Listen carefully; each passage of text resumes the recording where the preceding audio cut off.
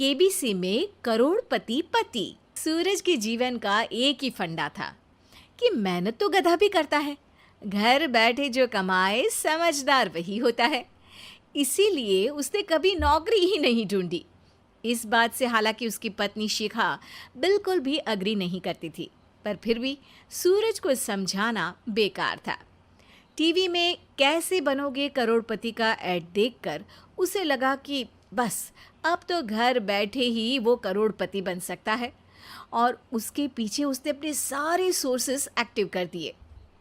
2 हफ्ते में उसके कलीग के साले के पड़ोसी के बेटे का सोर्स निकलता है जो कि उसे शो में पहुंचा सकता है, और सूरज उससे मिलने चला जाता है।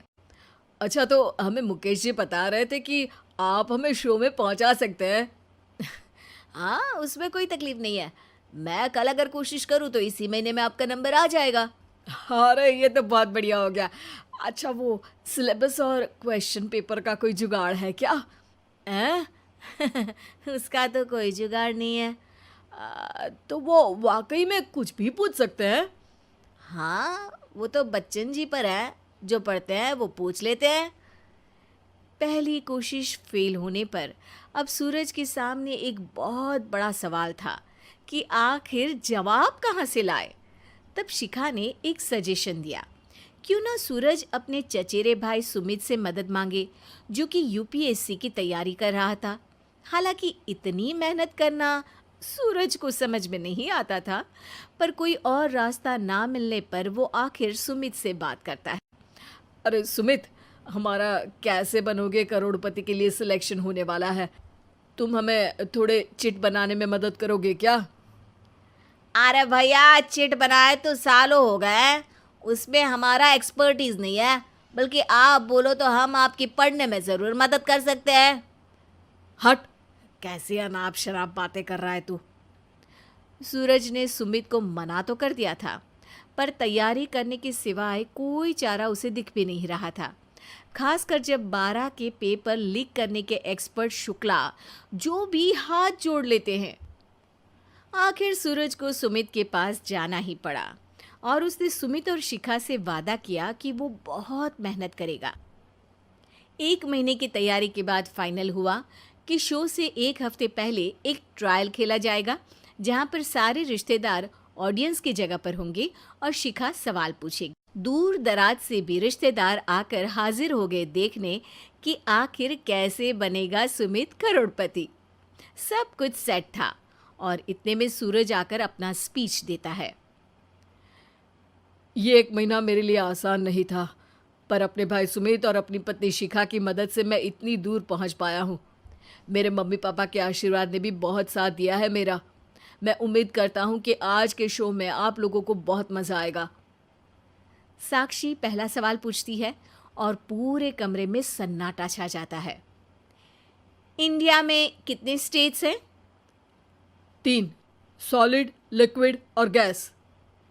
अरे रुकिए, तो ऑप्शंस तो देने दीजिए। इतने में 5वीं कक्षा का चिंटू बोल उठता है। अरे क्या मामा, आप तो पहले सवाल पर ही आउट हो गए। अरे बेटा, पहला सवाल तो ट्रायल होता है ना। अरे तुम अब देखना। देखने जैसी बात तो थी ही। सूरज को इतना शांत किसी ने नहीं देखा था। कभी कभी तो लगता था मानो सूरज आंख खोलकर ही सो गया हो। मामा जल्दी करो प्लीज, कल सुबह पनवेल भी तो निकलना है। अरे हट, कंसंट्रेट करने दे मुझे। 3 सवाल में 3 लाइफलाइन खत्म हो चुकी थी, और अब चौथे सवाल पर भी सूरज का मौन नहीं टूटा। पर सूरज अभी भी हार मानने को तैयार नहीं था। उधर हर कोई सूरज को छोड़ सुमित को देख रहे थे। आखिर सुमित ने ही तो पढ़ाया था सूरज को। गजब बेइज्जती है यार। अरे बेटा, तो बाप का, दादा का, भाई का, सबका नाम बुड़वाएगा। अरे 3 लाइफलाइन ले ली तो भी तेरा कुछ नहीं होना है। अरे कोई इतनी बात करता है क्या शो पर? अरे बेटा, शो पर तेरे जैसे भी तो नहीं आते ना। सूरज की ये जंग आखिर 1 घंटे बाद 5वें सवाल पर खत्म हो गई, जब उसने इंडिया के नेशनल बर्ड का नाम कहा, कौवा।